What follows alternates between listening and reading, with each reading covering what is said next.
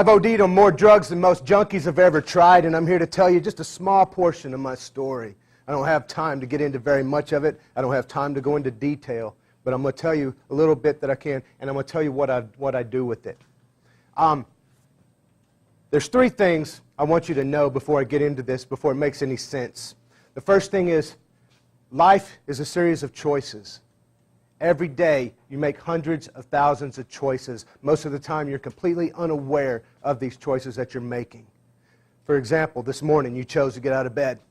You chose whether or not you're going to brush your teeth. You chose whether or not you're going to eat breakfast, lunch, dinner. You chose what clothes you were going to wear. You chose to come here tonight. Right now, you're choosing whether or not you're going to listen to me.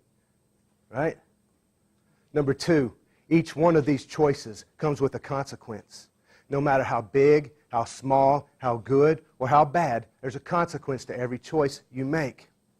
And everyone in your life faces that same consequence with you in some shape or form. Number three, the most important choice you will ever make in your life and throughout the rest of your life is who your friends are. Because your friends determine who you are, where you go, and what you do there. I'm going to tell you a story about some quote-unquote friends and choices we made, consequences faced. And I'm going to tell you about one true friend and what he did for me. I was hanging out at house one day when some business associates of mine, if you will, showed up with a brand new batch of ecstasy that they had just created in their own garage lab and asked if we would try it out for them before they put it on the street. I said, of course we will. I'd be happy to. They left some there. Me and my buddies were in the house, my quote-unquote friends. We each popped one of these tablets. About 15 minutes later, I wasn't getting high like I thought I should be. I was getting kind of upset about the whole deal, so I took another one. I had 2 of these homemade capsules that somebody made in their garage in my system now. About 10 minutes later, I started flying high.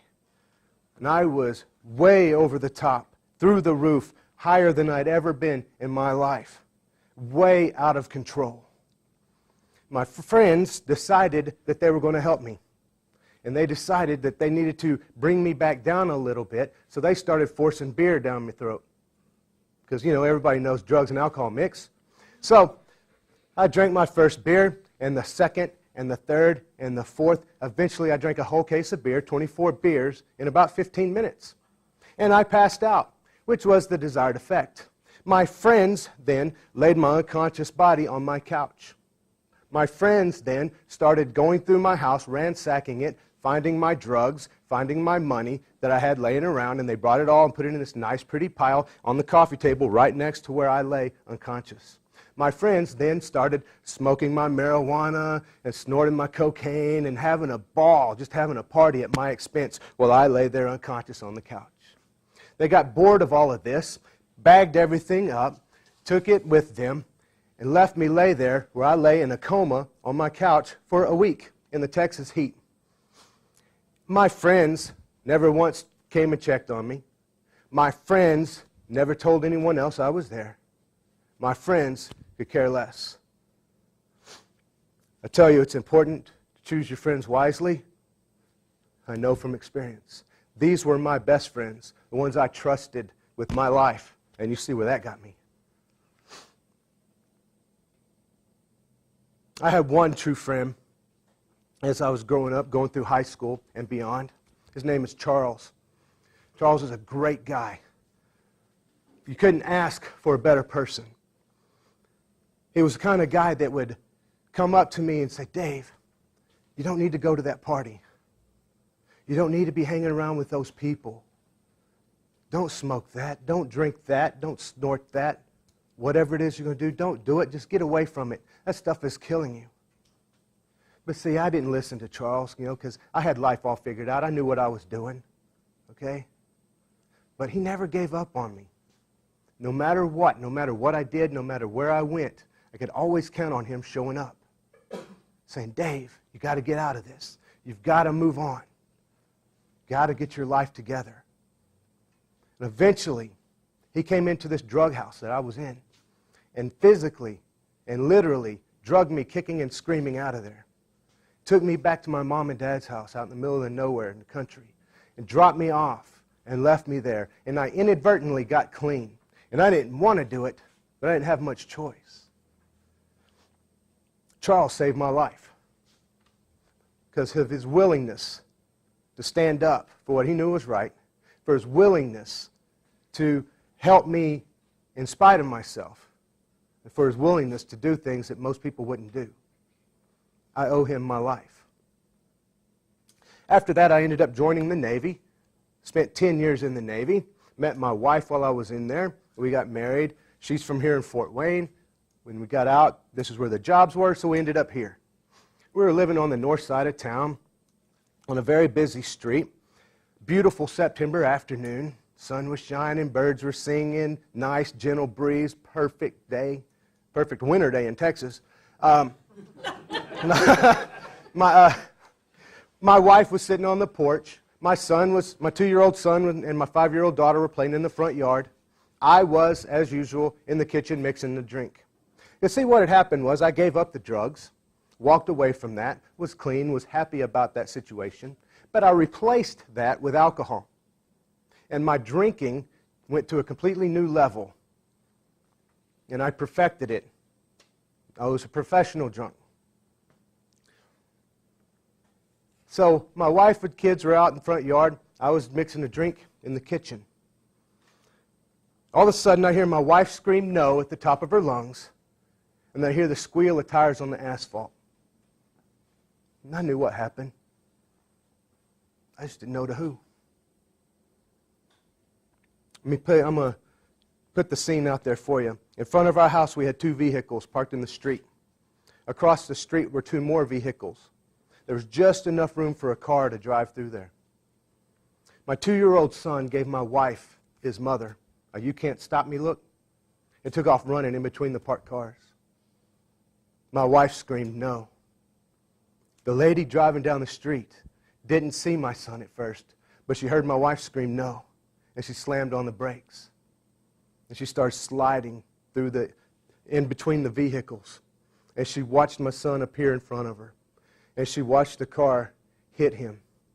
And there was no doubt in her mind that she had killed him. I came outside the house, off the porch and into the front yard, just in time to watch my 2-year-old son walk back into our front yard completely untouched. Now hang with me here for a second. I want to make sure that you get this. As he ran out in between the 2 parked vehicles, the lady was driving. She started sliding. She watched the car hit him. He didn't make it through to the other side. There were people on the other side saw the whole thing happen. He didn't make it through and come around. He didn't get bump and roll and then pop up and walk back in. He was without a scratch. The car slid past where he was standing. And he walked back into our front yard untouched. That was a miracle. That day changed my life. That day, I began to look at life in a much different way. That day, I began to realize that I had a purpose in this life. And so does my son and my daughter and my wife. And I started looking at it and started paying attention to what it could be. And then I started getting phone calls from local high schools, asking me if I would come in and speak to their students. Scared to death, didn't have a clue what I was going to tell them. Didn't have anything planned, and I just walked in and I started speaking off the cuff. And an hour and a half later, I finished when the bell rang, and I was not done. And I have no idea how that happened. But